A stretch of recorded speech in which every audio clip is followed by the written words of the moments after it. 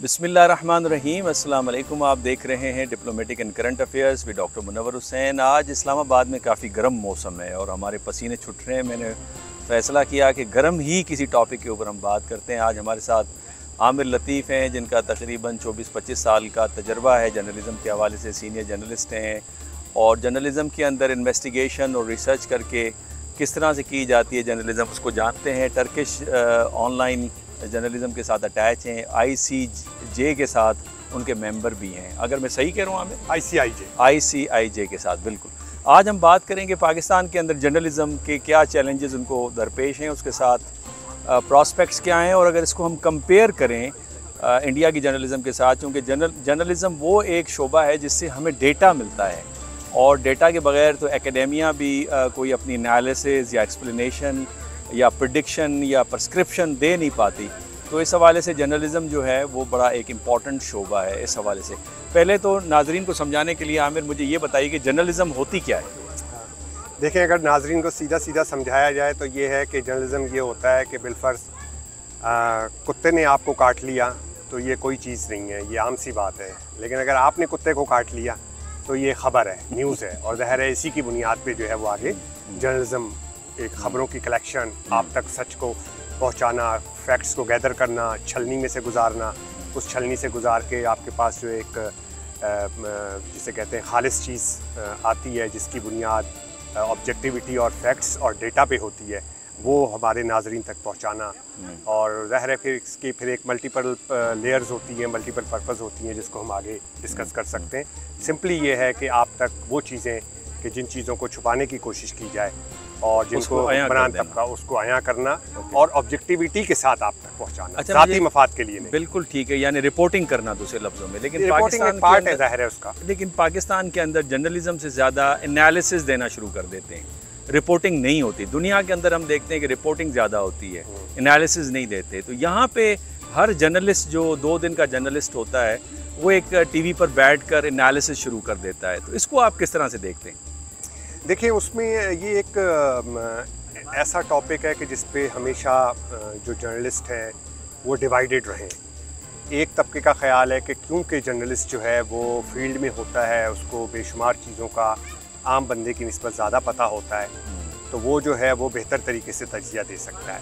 और दूसरे एक तबके का जो हमारा ही है उसका ख्याल है कि चूँकि जर्नलिस्ट का काम पार्टी बनना या अपनी राय देना नहीं होती, बल्कि वो जो कुछ देखता है उसको मुकम्मल ईमानदारी के साथ, ये मैं रिपोर्टर के लिए बता रहा हूँ, रिपोर्टर की ये ड्यूटी है कि वो जो देखता है उसको मुकम्मल ईमानदारी के साथ क़ारीन तक और नाजरीन तक पहुँचाए, चाहे वो इलेक्ट्रॉनिक मीडिया है या प्रिंट मीडिया है। वो अगर ख़बर में अपना तज्ज़िया शामिल करेगा, अपना एंगल शामिल करेगा, अपना बायस शो करेगा, तो उसका नुकसान उसको भी होगा, उसके इदारे को भी होगा। उससे ज़्यादा उसका नुकसान ख़बर और जर्नलिज़म को होगा। इंटेग्रिटी, ट्रांसपेरेंसी और जो उसकी ऑब्जेक्टिविटी है वो लूज़ कर जाएगा। पाकिस्तान के अंदर आप क्या देखते हैं? यहाँ पे जो जर्नलिस्ट हैं या रिपोर्टर्स हैं, या तो वो इस पार्टी के साथ अटैच हैं या इस पार्टी के साथ अटैच हैं। मुझे पाकिस्तान के साथ अटैच होते हुए कोई नज़र नहीं आता। एग्जैक्टली यूसी मुनव्वर के आजकल जो सबसे बड़ा मसला हमें दरपेश है वो 2 बड़े मसाइल है। पहला मसला तो माशी तौर पे है कि जो जर्नलिज़म के साथ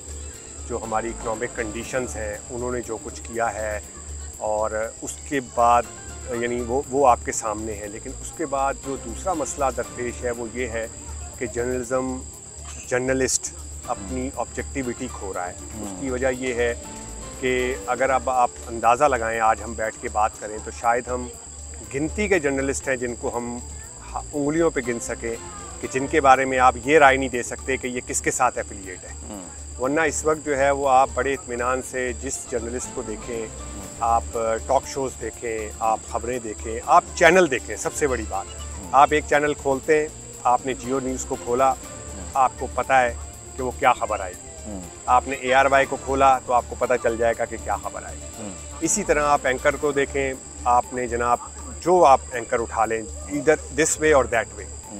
सबसे बड़ा अलमिया ये है कि अगर मुझे पहले से पता चल जाए कि मुनव्वर ने क्या कहना है तो मैं वो चैनल स्विच ऑफ कर दूँगा, ठीक हो, until unless I am affiliated with that particular thought और that particular party। अदरवाइज़ मेरे लिए उसमें ऑब्जेक्टिविटी नहीं है, बल्कि मेरे लिए उसमें ख्वाहिश है।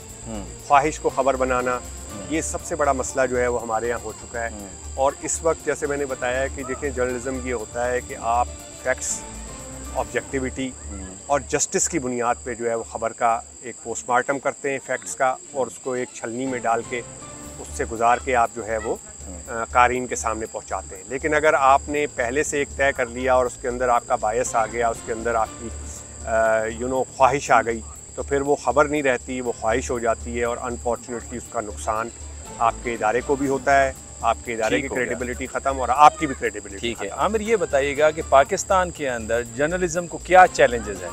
मैंने जैसे बताया, मुनव्वर रिपीट कर देता हूँ दोबारा उसको, कि दो बड़े चैलेंजेस दरपेश हैं। छांटियाँ हो रही हैं, चैनल बंद हो रहे हैं, न्यूज़पेपर बंद हो रहे हैं, महंगाई, डॉलर ऊपर चला गया है, न्यूज़ प्रिंट, कोटा, सब चीज़ें। वो एक अलग इशू है कि हमने कभी, हमारी हुकूमतों ने गौर ही नहीं किया कि भाई हम हर चीज़ दूसरे मुल्कों से मंगवाते हैं, यहाँ तक कि हम अपने अखबार के लिए जो कागज़ है वो भी दीगर जगहों से, ममालिक से वो करते हैं। कभी हमने अपने यहाँ से, जिसे कहते हैं हम, जो सेल्फ रिलायंस जिसको अगर कहा जाए, उसकी तरफ कोई तवज्जो नहीं दी। वो एक अलग इशू है, लंबी बहस हो जाएगी। एक ये इशू है कि आए दिन की छांटियाँ हो रही हैं, चैनल बंद हो रहे हैं। दूसरा बड़ा इशू जो मैंने आपको बताया कि जर्नलिज्म ने अपनी क्रेडिबिलिटी को खो दिया है। अगर जर्नलिज्म ने अपनी क्रेडिबिलिटी को खो दिया, तो चाहे माशी सारा मसला हल भी हो जाए तो भी जर्नलिज्म बाकी नहीं रहेगा, बल्कि फिर partisan, party papers, party anchors, party TV channels बाकी रह जाए। लेकिन आपस में इन्होंने क्यों नहीं एक रूल ऑफ लॉ बना लिया, यानी प्रिंसिपल्स, या एक जिसे हम रिजीम कहते हैं ना इंटरनेशनल पॉलिटिक्स में, जर्नलिस्ट ने बैठकर खुद क्यों नहीं बनाया, और वो गवर्नमेंट की तरफ क्यों देखते रहे कि पिमरा आए, वो लॉज बनाए, फिर उनको कंट्रोल करें?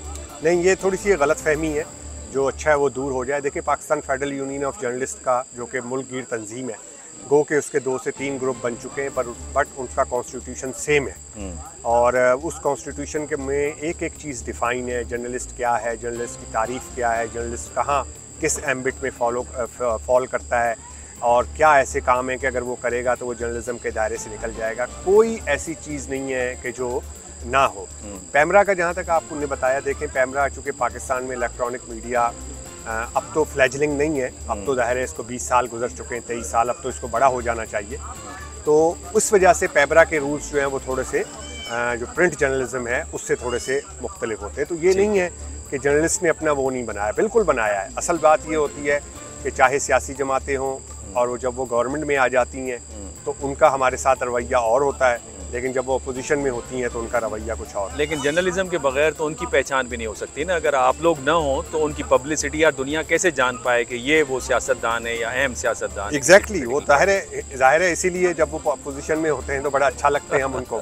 तो जैसे ही गवर्नमेंट आती है, देखें खुद मुनव्वर सोचना चाहिए पॉलिटिकल पार्टीज़ को, ट्रू जर्नलिस्ट जो होता है वो हुकूमत की अपोजिशन होता है। बिल्कुल, ट्रू जर्नलिस्ट हुकूमत की अकाउंटेबिलिटी होता है। हम सियासी जमातों के भोंपू नहीं हैं। ठीक है, हम अपोजिशन के तो फेवर कर सकते हैं क्योंकि वो अपोजिशन है, हम गवर्नमेंट की फेवर नहीं कर सकते। उसकी वजह है कि गवर्नमेंट की फेवर उसकी कारकर्दगी करेगी। ठीक है, गवर्नमेंट की फेवर करने के लिए उनके 20,000 तर्जुमान मौजूद हैं जो तनख्वाह लेते हैं उनसे। जर्नलिस्ट का काम नहीं है कि वो हुकूमतों का भोंपू बने, बल्कि एक तरह से अगर आप कहें कि जर्नलिस्ट ट्रू अपोजिशन का किरदार अदा करता है तो ये गलत नहीं होगा।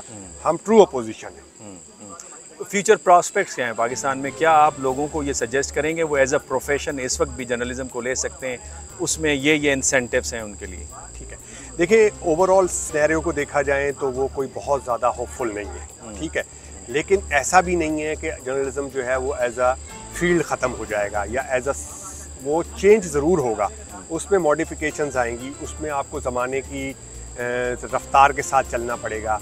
वो लोग के जो कि प्रॉब्लम, उर्दू मीडिया इस वक्त एक प्रॉब्लम में है, बट स्टिल मैं आपको बताऊं कि अगर आप प्रिंट मीडिया को छोड़ दें, आप डिजिटल मीडिया की तरफ चले जाएं, अगला दौर जिस तरह अब आप देख रहे हैं कि लोगों ने टीवी देखना कम कर दिया है। अब लोगों के हाथ में, हम जो आप और मैं बैठे इस वक्त मोबाइल पे, ये कभी आपने सोचा नहीं होगा बिल्कुल कि हम लोग यहाँ पे अभी लोग, यानी अब बंदे के पास अपने हाथ में रिमोट है टीवी की तरह, वो इसी तरह जो है वो अब जो चाहे चेंज कर सकता है उसको। टीवी की आपकी ज़रूरत नहीं है उसको अब। सो हमारे जो जर्नलिस्ट हैं उसको अपने आप को उसकी तरह मॉडिफाई करना पड़ेगा, उधर जाना पड़ेगा। ठीक है, एक अच्छी जो हमारे पास जो जर्नलिस्ट हैं, मेरी उनको तजवीज़ ये है कि देखें, ये दुरुस्त है कि उर्दू हमारी कौमी ज़बान है, लेकिन ये भी दुरुस्त है कि इंटरनेशनल जो लैंग्वेज है हमारी यानी पूरे जो जर्नलिज्म की वो अंग्रेज़ी है। तो आप जो हैं वो हमारे जो यंग जर्नलिस्ट हैं वो अपनी अंग्रेज़ी की जो इस्तेदाद है उसको बढ़ाएं और उनका जो अभी भी इंटरनेशनल मीडिया में जो है वो बहुत जगह है, एनवायरनमेंट की फील्ड में बहुत जगह है, वाइल्ड लाइफ की फील्ड में बहुत जगह है, क्लाइमेट चेंज की फील्ड में बहुत जगह है। ये वो सबसे ज़्यादा इन्वेस्टमेंट आप देखें हमारे जो नए लोग हैं वो इन फील्ड्स में आए कि जहाँ पे सबसे ज़्यादा दुनिया में इन्वेस्टमेंट हो रही है। And climate change is one of the fields के जिसमें सबसे ज़्यादा जो है वो हो रही है। और पाकिस्तान क्यों रेलेवेंट है? Pakistan is one of the top 5 countries जो कि क्लाइमेट चेंज के रेवेजेस से हिट हो सकते हैं। आमिर, बड़ी अच्छी एक्सप्लेनेशन दी, स्पेशली जो आपकी आखिरी बात थी कि हमारे नौजवानों को जर्नलिज्म के किस किस फील्ड के अंदर जाना चाहिए। लेकिन आखिरी सवाल वो ये कि हम अपने आप को कंपेयर तो नहीं कर सकते इंटरनेशनल जर्नलिज्म के साथ, CNN के साथ, अल जज़ीरा के साथ, लेकिन कम से कम सब कॉन्टिनेंट में इंडिया के साथ हम अपने आप को कंपेयर कर सकते हैं। तो इंडियन जर्नलिज्म को पाकिस्तान की जर्नलिज्म के मुकाबले में कैसे देखते हैं? दोनों के अंदर फ़र्क क्या है या मुमासलत क्या है? देखिए, मैं समझता हूँ जो सबसे बड़ा फ़र्क है, जो कि अगर आज से 5 या 10 साल पहले अगर हम चले जाएं तो इंडिया का जर्नलिज्म हमसे आगे था।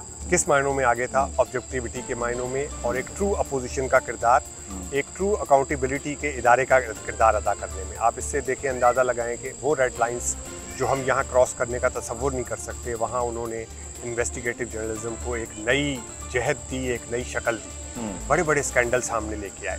लेकिन अब पिछले 10 सालों में ये पूरा मीडिया जो है एक सिस्टमेटिक तरीके से वहाँ पे गूदी और मूदी मीडिया में तब्दील हो चुका है। बड़ा इंपॉर्टेंट टर्म, गूदी और मूदी। यस, और आप ये देखें, मैं ये कह सकता हूँ कि हमारे हालात कोई बहुत अच्छे नहीं हैं। हम उस तरह के ऑब्जेक्टिव नहीं रहे, हम उस तरह के इन्वेस्टिगेटिव एंगलिंग के जर्नलिज्म को प्रमोट करने वाले कभी भी नहीं रहे।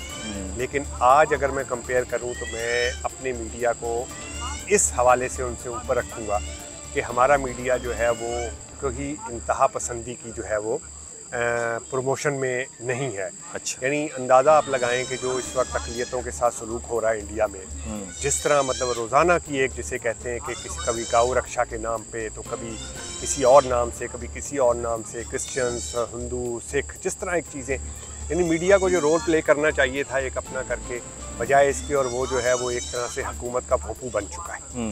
तो कोई हालात हमारे यहाँ भी अच्छे नहीं हैं। हम भी जाहिर है कि हमारे यहाँ भी एक डिवीज़न हो गया है हुकूमत और अपोजिशन के, हम लोग भी भोंपू बन के रह गए।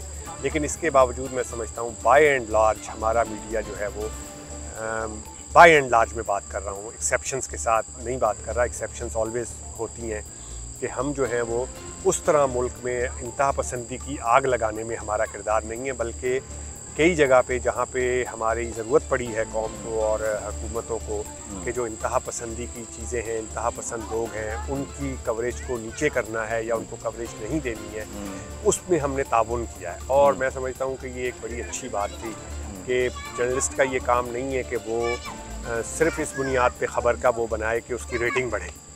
वो हम मतलब कोई ये हमारा काम नहीं है कि हम जज्बात को भड़का कर और अपनी रेटिंग को आगे लें। यानी ये ऐसे ही है कि आग लगा के उसका एक वीलॉग बना लिया जाए, बेशक आपके व्यूज़ आ जाएंगे, आप मशहूर हो जाएंगे, आपकी बड़ी बल्ले बल्ले हो जाएगी, लेकिन उसका अल्टीमेट जो असर है सोसाइटी को अच्छा नहीं पड़ेगा। Unfortunately Indian media is spreading extremism in the Indian society, जो कि आगे चल के दैट विल बी, अभी भी डेट्रीमेंटल हो चुका है, but it will be disastrous in near future अगर जो है वो इंडियन मीडिया इसी नहज पे चलता रहा। बहुत शुक्रिया आमिर, आप कराची से सफ़र करके आए, एक तो थकावट होगी और फिर आपने टाइम दिया। मौसम भी बहुत गर्म है, मौसम भी बहुत गर्म है इनफैक्ट, और उस गर्म मौसम में गरम आपने चंद बातें की हैं। बहरहाल आपका शुक्रिया। नाज़रीन, आपने आमिर लतीफ़ की बातें सुनी। आपको जो बातें अगर अच्छी लगी हैं तो अपनी राय से ज़रूर हमें आगाह कीजिएगा, और अगर ये व्लॉग अच्छा लगा है तो इसे लाइक भी कीजिए, शेयर भी कीजिए, और चैनल अगर सब्सक्राइब नहीं किया तो सब्सक्राइब करना भी न भूलिए। अगले व्लॉग तक इंतज़ार कीजिए। अल्लाह हाफ़िज़।